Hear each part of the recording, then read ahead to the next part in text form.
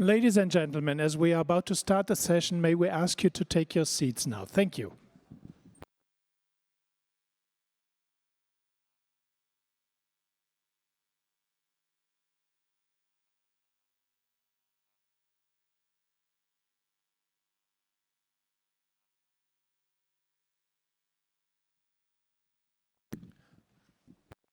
Well, do keep talking, just take your seats. Thank you.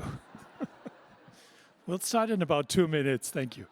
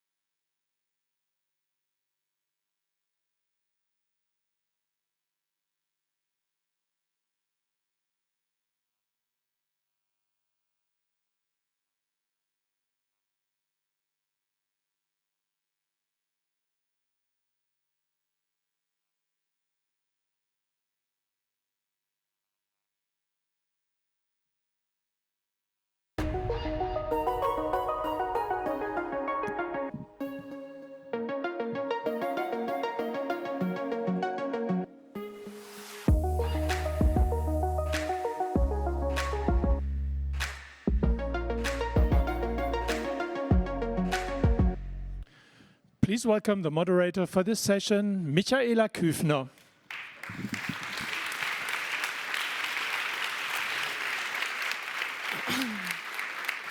Thank you very much for that applause ahead of a debate for the automotive industry here in Europe at a crossroads, which is a very diplomatic way of putting it. And to debate the various aspects of that, I'm very pleased to welcome Cecilia Malmström, the former EU Trade Commissioner. She says, please take a seat here.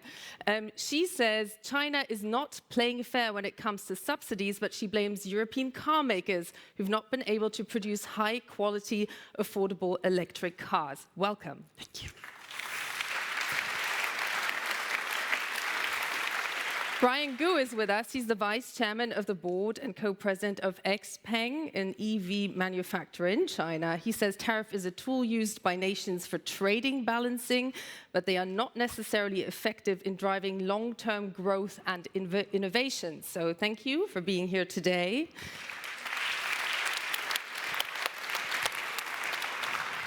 We have with us the German Vice Chancellor and Trade Minister for Economic Affairs and Climate Action, Robert Habeck. Please come to the stage.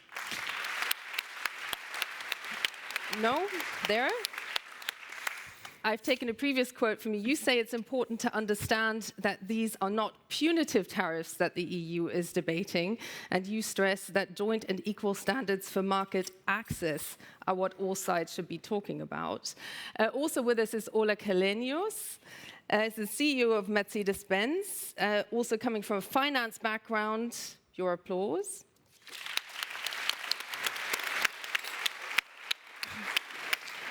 And you say that free world trade is very important, drives innovation, drives growth. Instead of creating new tariffs, we should rather work to reduce existing trade barriers in the spirit of the WTO.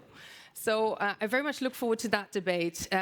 We will probably all remember this debate today, but we will also remember this as the day when Israel was attacked by Iran, and also the day that Israel decided to declare the UN Secretary General a persona non grata in the country. So as Vice Chancellor, Mr. Habeck, I would like to give you the chance to just give your initial reaction to what we've seen unfold over essentially the past 24 hours. Well, first of all, as a German politician, I have to remind everyone that the existence of Israel, the sheer existence of Israel, is due to the deeds of my forefathers and so many other forefathers here in this country. So there is the need for solidarity with Israel deep in the German political, attitude. And of course, the threat against Israel is tremendous. In the past 2 years, we have seen it happening on the ground there. Now, in this concrete situation, we have to use all the strengths we have to ease the conflict. Means diplomatic needs to be in the background and in the foreground. Everywhere the situation, I think everyone would agree on that, is really, really dangerous, as the escalation is now could happen shortly, and so I think everyone is advised or would act wisely if he or she uses all his influence to calm down the situation in the Near East. Thank you very much for that. I just want to make sure that we don't create our own bubble here on such a day that will no doubt be historic. This today is a continuation of a discussion that we actually started, you, Mr. Källenius, and Robert Habeck, last year, exactly at this table when the whole debate about potential tariffs actually began. And I do remember you, Mr. Källenius, laying out why Mercedes has no interest in such tariffs. In fact, you must still be feeling the jet lag coming back from China. And the Chinese are very much interested in you representing the case. So I would first like to hear from you, Robert Habeck. We are expecting a vote on Friday. Germany is Europe's largest economy. Where will Germany throw its weight on that? Well, it's Friday, and now we have Wednesday, so there's 2 days to... It's a long time in politics, that's true. Well, it's a long... Actually, that is the case. But in the end, I would agree with everyone who says that tariffs are not the answer. Of course, as market-driven and export-orientated nation, we have to take care that level playing field and all the rules are in place, and also everyone is playing to the rules. There also I have doubts, but my bigger concern as Minister for Economic Affairs of this country is that I see now a development of new trade barriers everywhere. So tariffs are not only invented, or the threat of inventing tariffs and the potential counteraction from China is not only happening in Europe. I see the colleague from Brazil. Brazil has given tariffs on Chinese cars. The US 100%. Turkey has done it. India has done it. There are local content rules all over the place, happening everywhere. If we are honest, we see that the phase of open market globalization is entering a new stage. I wouldn't say that globalization is over, but the belief, the maybe naive belief that an open world where a trade is bringing countries together has definitely come to a new phase. And we see that economic interest become power interest, and power interest become sometimes also real conflict reasons now. So I'm really worried that this debate, beyond the background of a broader scene, is part of a bad development, but the development is there. And that is bad for China and for Europe as well, as we need open markets. So what does that mean in actual terms? Will Germany vote in favor of increasing That means actually that I think that tariffs might in some cases be necessary, but we need a political solution here. In this concrete case, and in other cases as well, political solutions means translated that politicians let it just not happen and look and see, okay, now it's coming out of the bureaucracy or the apparatus. One word is giving another, and then we have tariffs everywhere. You started, we answer, they answer to our answer, and then it's escalation. So that is not the right way. So, I mean, we are in a process. I was in China, how long is it now ago? Maybe 3 or 4 months ago. There, if I be blunt, the first reaction was, there's no problem. And then after long talks, we understood each other's positions. Then the colleague Meng Wentao came to Berlin and also to Europe and the rest of many other countries 2 weeks ago. Completely different scene. Now there's an openness. China has made a proposal to solve this conflict politically. Now I'm asking the EU to be open for this discussion. The EU understands that negotiations are a good thing, that now there's development. Maybe a little bit late. There's 1 month to go until the real tariff decision is taken place, and then they would come into action. But as you just said, 2 days is a long time, and 1 month is a really long time. So if everyone wants to contribute, of course, it's possible to find common ground there. And I think this is the motto of the conference, common ground. That clearly is also an issue that the EU is grappling with. Ola Källenius, so how do you read that answer now? What do you make of that? What would be your expectation? And you've just been to China. You met with the chairman of the National Development and Reform Commission, Zheng Shenji, I hope I pronounced that correctly, who clearly appreciates Mercedes as the, I'd say, jewel in the crown of German automotive industry seen worldwide, being what he perceives on his side. In this particular discussion, Mercedes-Benz is in a position where we can see it from both sides. Because on the one hand, of course, we're a German company. We export not just to China, we export around the world, and we're dependent on access to markets as free as possible. Although I acknowledge that the landscape, as Minister Habeck is describing, that the landscape over the last 5, 6, 7 years has not turned for the better. I think that's the realism that one must have. But we're also a company with large operations in China for China, but also through joint venture in China for Europe. So in a way, I'm looking at my esteemed colleague here from XPeng. In a way, we're the same. We're both exporting from China to Europe, and I'm looking at the at the assessment of the Commission what they think they should do to those exports in terms of adding on top of the 10% another significant number above that. And I'm scratching my head thinking to myself, what do they want to do? Do they want to destroy my business model and make it economically not viable?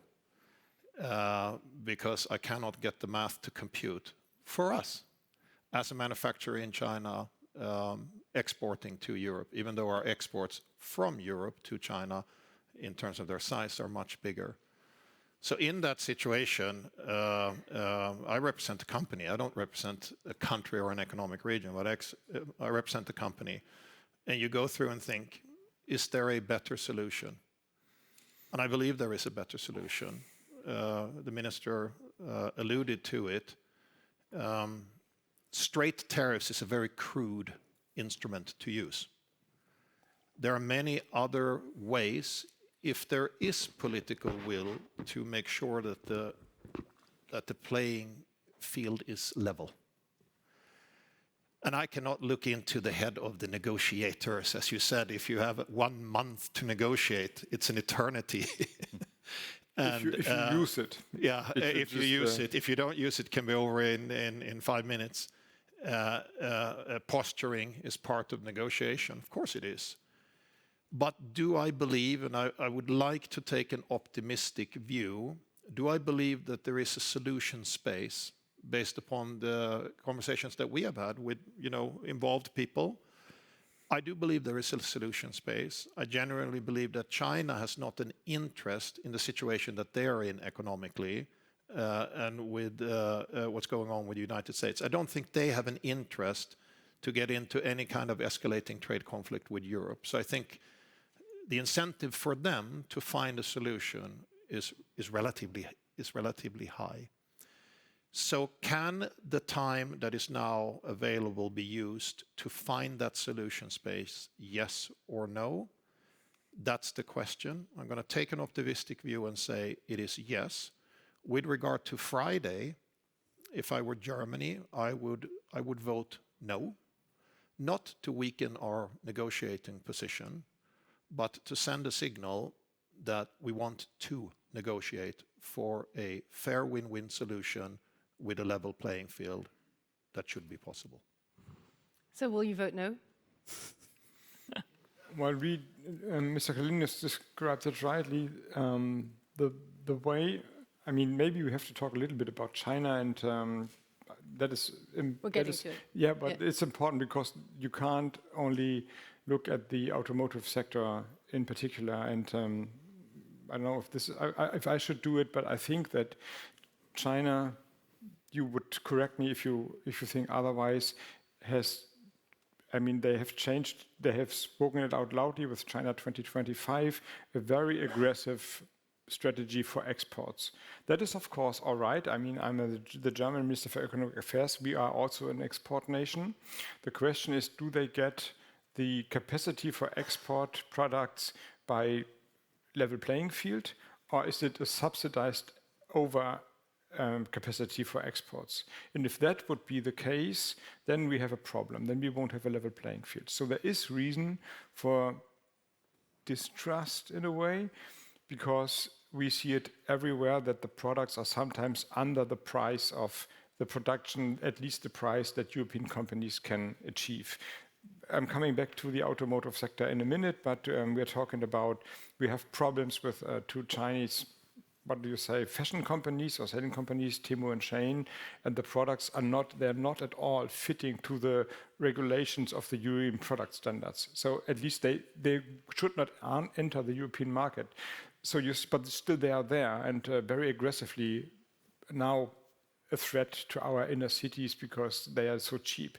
So I think the broader picture tells us that China has a new strategy, or maybe a prepared but now existing strategy.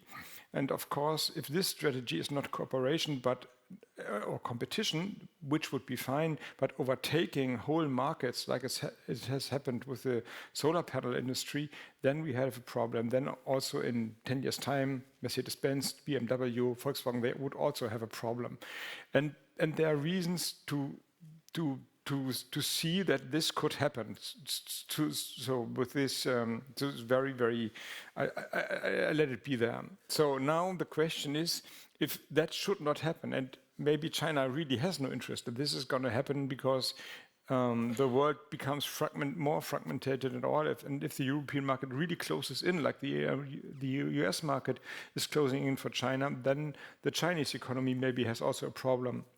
So now the question is, do we find enough room for maneuver to understand that this situation, this situation is part of a bigger picture? And then the question is, how can Europe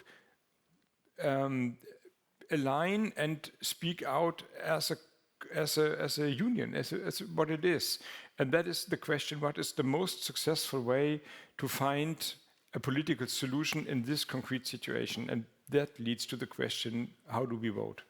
Brian, I'll get your perspective from a Chinese perspective in a second. But Cecilia, I first want to ask you, are you getting flashbacks from your former role as EU Commissioner? Absolutely.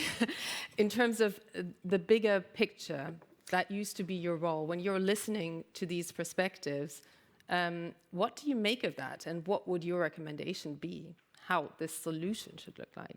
Well, it's not easy to see a quick solution, but it is, of course, a bigger picture.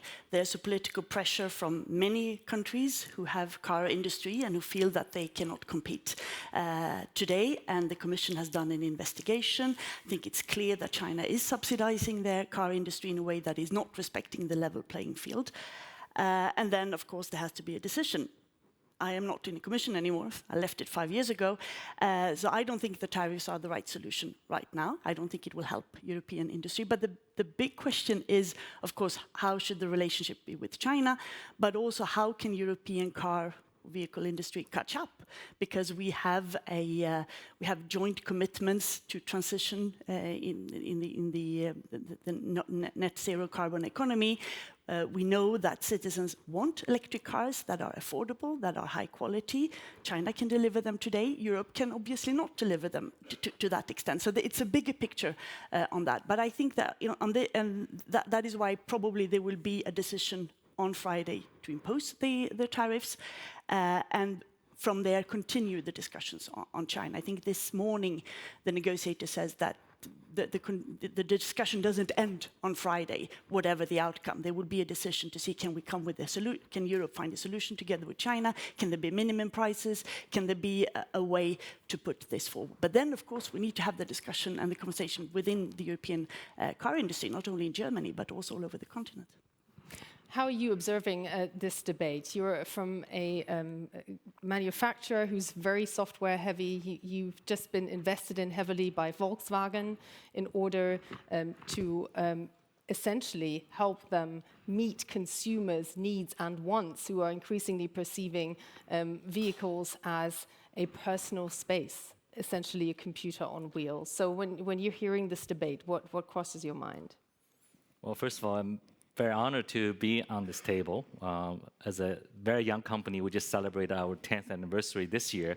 To participate in a debate like this is very, I would say, humbling. I would say, first of all, I cannot say I represent China or Chinese industry, but I can probably give you the perspective of a young Chinese EV startup company that has went through the journey of a fierce competition in China.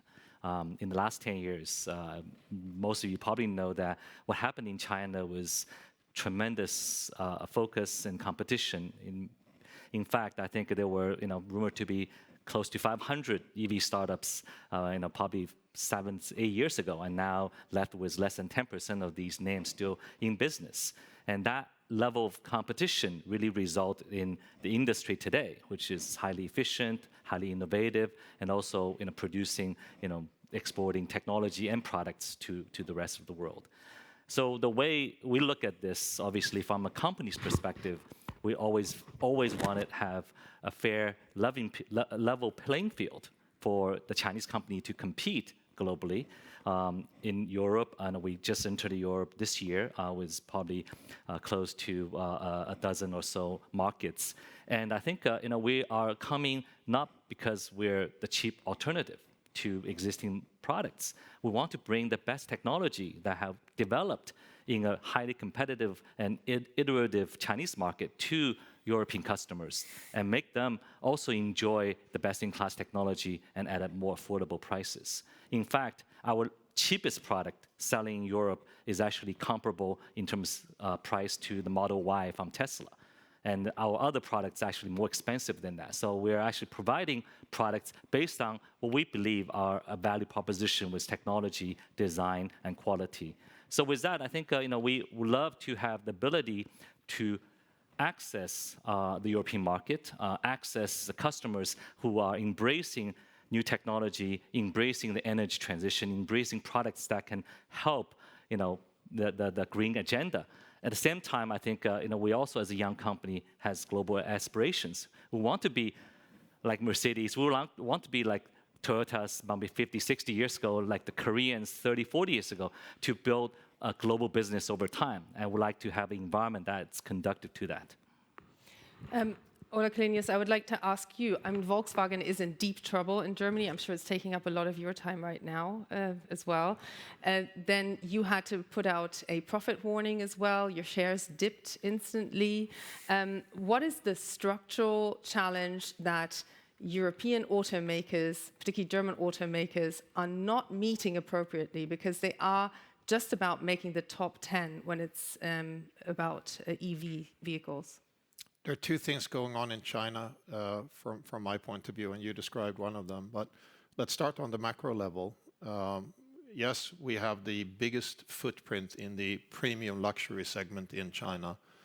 And if you look at our market share development over the last, 18 months or so, not only have we defended market share, in some cases we've actually built our market share in the upper segments of the Chinese car market. Then you can ask, so what's the problem then?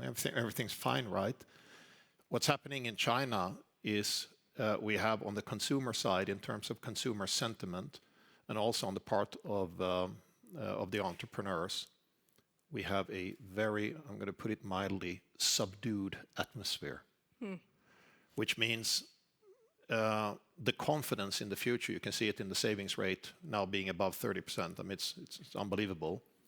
The sentiment right now on most entrepreneurs and consumers that are buying goods in the higher end, higher expensive capital goods or even luxury goods is very cautious. So that part, you're even nodding your head, you know that you could be a potential customer for Mercedes. That market has been shrinking at a worryingly rate. We know about the restructuring of the real estate sector. For many people in the US, you have your 401k for your retirements. In China, you have an apartment. If the equity value of that apartment over the last 24 months has gone down by 30%, you don't feel flush. You don't go out and buy an S-Class. I speak a lot to entrepreneurs such as you and talk to them. They're all waiting and watching. Now we saw last week that the government put out, by Chinese standards, a very unusual move, something that many of the Western economic advisors have been asking for. You need to do something about your demand side. You need to start building confidence. You need to break through this confidence crisis and get people to consume again and not just look at the production side of things. I saw the stock exchange went up by 20% inside a few days. And one of my friends in Shanghai said, "Oh, I'm at the mall here. There's a line in front of Louis Vuitton. It seems to be working." And I was writing back and said, "Well, I hope there's a line in front of the Mercedes store next door." Can China break that confidence crisis? That is the most important thing for us from a business point of view in the short to mid-term. In the long term, the most important thing for us is our competitiveness. Can we, in this most competitive market in the world, make sure that we stay ahead on product, innovation, technology, design, all of those things that make a Mercedes-Benz a Mercedes-Benz? That's our job, and we're investing double-digit billions into that and have with zero arrogance, cautious optimism that we can be in the leading pack of that also in China, not just around the world, but also in China. One thing you have to realize also about driving market demand, if you're a consumer in China and the entry to middle sector, actually an electric vehicle for the consumer is cheaper to buy than a combustion vehicle, even though the cost structure is higher. It's strange. It's a Darwinistic-like price war, market purification. And many of those players that are around now, many of those are not going to be around 5 years from now. In that market consolidating phase, you have cash burn and value destruction that even affects companies that sit at the upper end of the pyramid because you cannot release yourself from the market. That's the situation. But it's not the situation to sit back and go like, oh, and then be paralyzed. You must control your nerves, keep on investing, keep on innovating, and make sure at the end of that Darwinian battle that you're one of the combatants that are left. And that's what we're focusing on. Just to fact check, there's 2 G-class vehicles outside. There's still a waiting list for those, I guess. Absolutely. Yes. So if I could afford it, I would have used this opportunity, of course. But that raises, of course, the question of the bigger picture, of the infrastructure that that you're operating in and that you're putting products into. Because your point is we are essentially feeling the effects of a Darwinistic competition that's fiercely taking place in China as well. So what's your advice to this key industry that makes up 7% of the EU GDP at this moment in time? Because you've been quite clear in the quote that you gave me that you feel that the automakers with great tradition and great brands aren't fit for it. Well, I wouldn't say not fit for it, but of course, I wouldn't be able to give advice to the auto industry. It's a very important industry for Europe, for jobs, for our competitiveness, for prosperity, etc. But we also have the bigger picture, which is climate, and Minister represents the Green Party, and we have a commitment to future generations to do this transition, and the car industry in Europe is not doing it quick enough. So the question is, what can we do jointly to speed up from the car industry side, from the decision maker side, from the infrastructure side, everything from charging devices to setting up goals and making sure that consumers are incentivized to choose electric vehicles. That's the discussion we should be having, and I hope that could continue. Also, I mean, I understand that the decision on Friday is very important, obviously, but there will be a continuation, whatever happens, that there will be a discussion with China, and these problems and the problems of competitiveness for the European car industry as a whole will not disappear. So where do you want to go? I want to take this to the whole question of CO2 neutrality, because that's a common goal the EU is working towards. And I could actually keep asking questions all day. I just want to flag out to everybody, I know you all have questions. It would just be great if you make yourself seen so we can get your questions asked here as well. So please take a moment to consider, and then, yeah, and in a moment we'll come to our young voices as well. But I just want to ask a question first to you, Minister Habeck. You are a green politician. You had launched essentially a consumer subsidy for buying e-vehicles, which then abruptly ended because it essentially was, you ran out of cash, frankly. And you are at the same time saying, or I don't know, maybe you can map it out here, what you feel is most needed or what you will provide for the auto industry. Because in the good old days, someone like Ola Källenius, there wouldn't be virtual auto summits like you had last week. There would be physical summits with Angela Merkel at the Chancellery, and German automakers would come out with one help or the other. You've left that open after this virtual gathering, so maybe you can give us an insight into what step Germany will be taking to create that demand that Ola Källenius is so craving for. Yeah, but first of all, I'd like to use also this occasion that to remind everyone that I would say all of the automotive industries reduced their prices after the subsidy scheme, the German subsidy scheme, suddenly was gone. That was a shame. I mean, the money was gone. There was a constitutional court saying that took away 60 billion out of the budget we had planned for that. So that was. But still, the sales still dropped. I mean, more or less in the same amount of reduction by the public subsidy scheme, the automotive industries gave the same amount of reduction to the customers. So if you are saying I won't buy electric vehicle because these Umweltbonus, it was called, is gone, you are wrong. And if you look at the OPEX cost by driving electric vehicle, if you do it rightly, or normally I would say using a wall box or maybe having your own solar power system on the roof, you save money by the year. So really you can, it's cheaper, in many cases I have to say, it's cheaper to have an electric vehicle than to buy a combustion engine. Still, there's you explained it for China. I think that is very similar in Europe and also in Germany. There's an uncertainty which way to go. That has also the reason of the political debate. But that, I think, you pointed out very rightly, the way for climate neutrality in transportation is clear, or we lose the way to climate neutrality in Europe as a whole. I mean, the European Union decided that we have to become climate neutral in 2050, Germany 2045. The way or the calculation why there should be only climate neutral cars in 2035 is that you drive a car 15 years. So roughly speaking, more or less. So if you want to have climate neutrality in all sectors in 2050, you need only climate neutral cars coming to the market in 2035. Now, of course, it's not black and white or 1-0. It takes some time to increase the production capacity. That is the meaning of the increase of electric vehicles on European streets from now on till 2035. If we are pushing 2035 away, then we are pushing 2050 away. There is no climate neutrality in 2050 achievable if the transportation sector is not delivering. Then, of course, you can argue, okay, this is only Europe, then where's the problem if we become climate neutral 2060? Well, the problem is that nobody then will hold its promise to become climate neutral. So this small question that is part of the political debate before election campaigns or for the European Parliament is really hitting the core of the question, do we stick up to the promise to become climate neutral? And of course, this promise was not only given by politicians, but by the investments of the companies.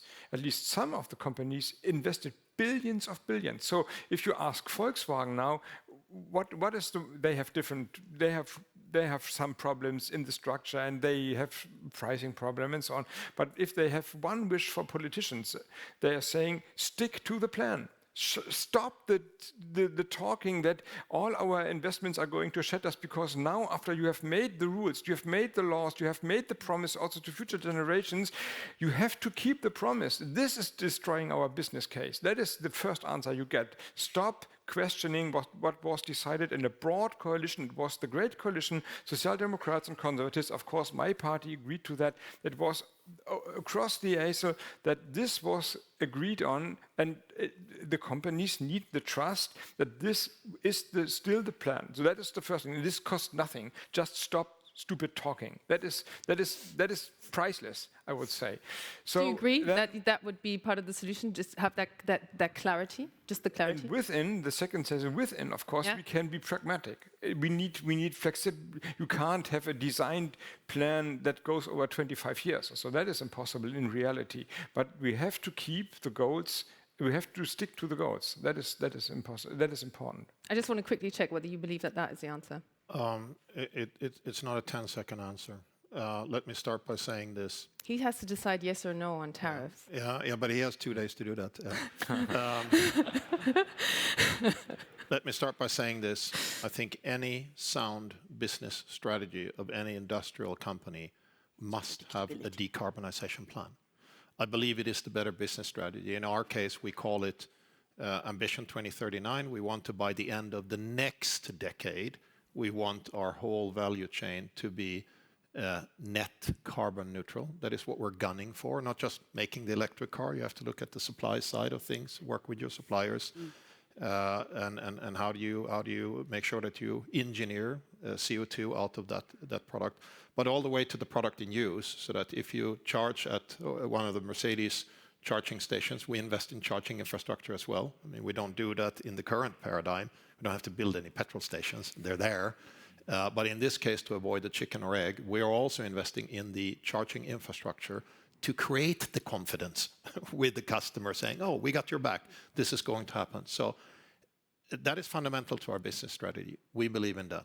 No ifs or buts, not negotiable. But one thing we also have to do, and this I think is the debate that is going on in Europe right now, and the statement that came out of the European Automotive Association, and here I represent the association view as opposed to our Mercedes very, very strong ambition. What you from time to time learn in a market economy is if you mandate the customer to do something as opposed to incentivize the customer to do something, it's sometimes difficult to do the equation without the customer. So you can then start having a debate. At the moment, the battery electric vehicle take rate in the year 2024, in Europe, it has stalled at around 10%. It's about the same thing for US. In many other markets, it's below. In China, it's much higher, although I can see a pivot in China for cost reasons away from the fully battery electric vehicle because it's economically difficult to make money with it, that more and more of the Chinese players are now going into hybrid, either range extenders with smaller batteries, or in the case of BYD, a very large piece of their sales is plug-in hybrids. So the Chinese take like a very pragmatic approach here. And even though intellectually I understand this, you got to put a stake in the sand, but what if the overall inertia of the system, the energy, the infrastructure, the consumer sentiment, what if that complete inertia does not keep pace with the ambition? The one risk you have, and I think this is a debate that we have to have in a pragmatic way, without for a second questioning the end destination, is if those two things don't go hand in hand, do you temporarily destroy your industrial, financial strength, which is not what's happening in the United States and certainly not in China? They don't make these absolutistic political decisions. They go with the flow. They're on the same journey. They have the same destination, certainly China, but they don't make those absolutistic way. Do we then stick very rigidly to what we decided 5 years ago if we notice that the market conditions don't support it? That is where the industry say, we must have a conversation. Running a country or running a region is not the same thing as running a company. In a company, it's a 5-minute discussion if you see the market discussion, the market conditions change. You sit there in the boardroom and you go like, oh shit, what's going on here? We have to make a change. Politically, to admit that your assumption 5 years ago for this particular period in time might have been wrong, I think politically that's more difficult, but it doesn't make the problem go away. And I believe we need to have a constructive, fact-based discussion, target, tick, but maybe we have to make some adjustments along the way. And I wouldn't argue that we have not put attractive products into the market. The European auto industry has put an enormous amount of product in a very short period of time in almost all segments, bar the entry segment. Why?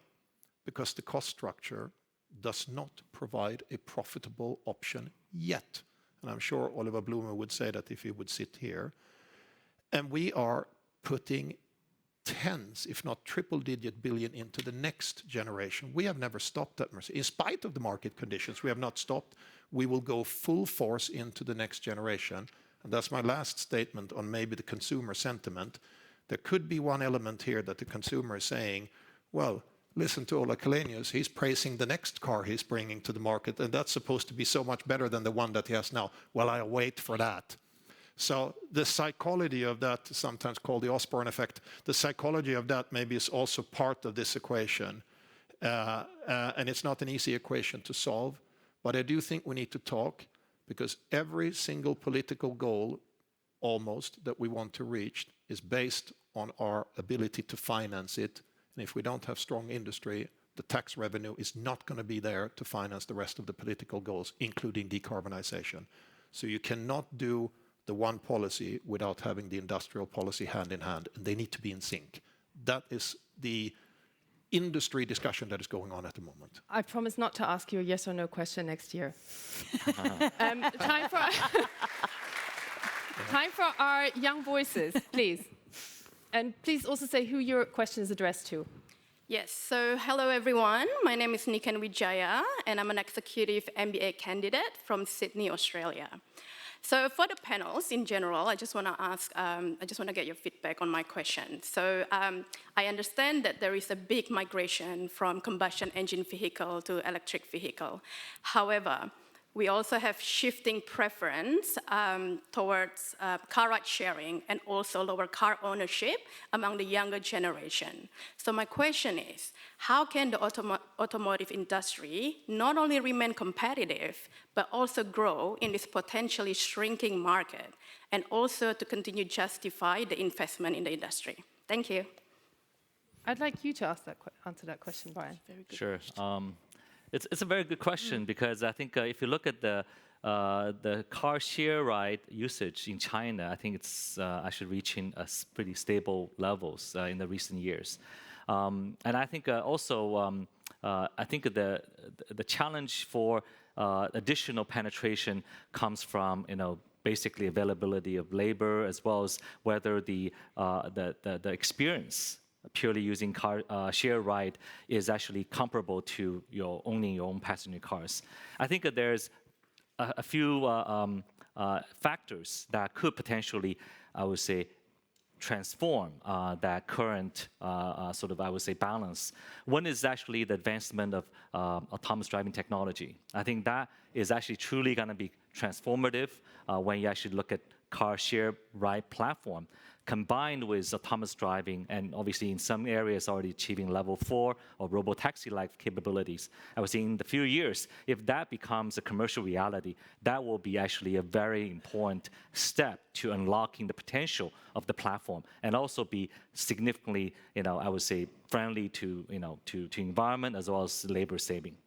The other thing I think that's very important is also understanding the shared mobility platform itself, how it actually kind of continue to provide the services. In China, I think a number of areas that cause as hesitation or concern for growth is like safety, security, as well as the operator itself, whether the compliance. And I think that is something I think for a large market in China, they actually have to really figure out from the policy perspective.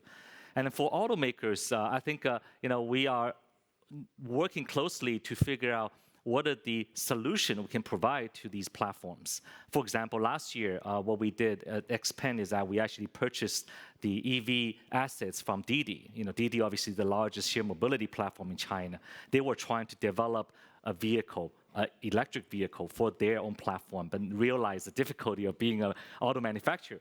And then they partnered with us. I think they handed over the asset to us. And a year later, we launched that product to the Chinese market, and now seeming to become one of the most successful EV launches in the Chinese market. So I think collaboration between the automotive manufacturing and the mobility platform actually will yield significant benefit and also help pushing, obviously the overall, the technology as well as automotive advancements. We'll be watching how that works out for Volkswagen. I just want to get one more question from my young voices in, because you are the people this is all about.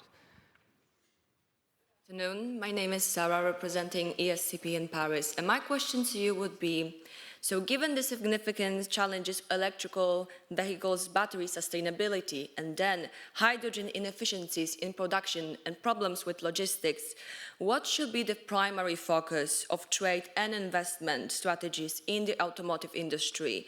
Should we prioritize development of one technology over the other, or is the hybrid approach the only one path forward? Thank you. Maybe that's a great final question, actually, to ask all of you in one sentence, which approach should be taken. I'll start with you, Brian. I mean, I think I agree with Ola and obviously the previous comment is that consumer makes a decision, whether it's pure electric, hybrid, or other forms. I think consumer will consider the total cost of ownership, the environmental impact, as well as ease of use. I think at the end, automakers will only have to, can take the business forward based on what the consumer trend tells us. So for us, I think we're very open to modalities that I think consumer embraces. Obviously, we want to still focus on the path that creates the best efficient and most environmental friendly technologies. So whatever the consumer wants, you are in the business of also framing the minds of consumers by convincing an electorate that what they want, what they should be wanting. So what would your as Minister for Climate Action, I don't care, as long as climate neutrality becomes reality. So there's complete technical openness. As part of the government, I have to look to the finances. And of course, if the expectation is that publicly the infrastructure is financed, then the room for maneuver is limited. So we have to make a decision if we finance hydrogen filling stations or grid connections. In an ideal world, I would say we do both and maybe a third one as well. But in the reality, every euro counts.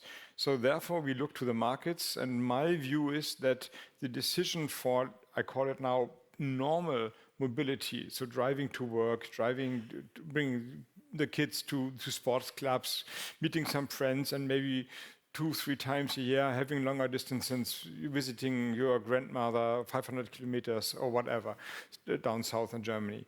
That will be electric. I think that decision is more or less made. There might be other examples, but they, I think, prove the general phrase that the basic infrastructure is electric. That is not true. That is not true for heavy vehicles and special engines in many kinds. But I think that that is the customers and the company's decision now, and therefore we lay the focus on charging stations and grid capacity.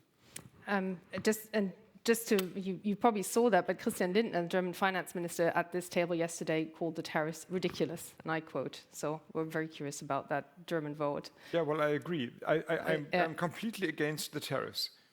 But the question is, how do we find the best way to overcome the situation, right? Right. Cecilia, so returning to that young voices question, it really is about how to attract the investment for which technology? It is, and I agree with Minister that the future is electric, but then hybrid will be the way to go there probably for most companies. And also what the former young lady said about the new generation. I mean, young people increasingly are not taking their driving license. They're not buying cars. So of course it has to be combined with public investment in public transport, in buses, in other alternatives as well in combination to this transit. And that has to be electric and green as well. But hybrid will be a way to reach that goal. Ola, you have the final word on this. The market forces will figure it out.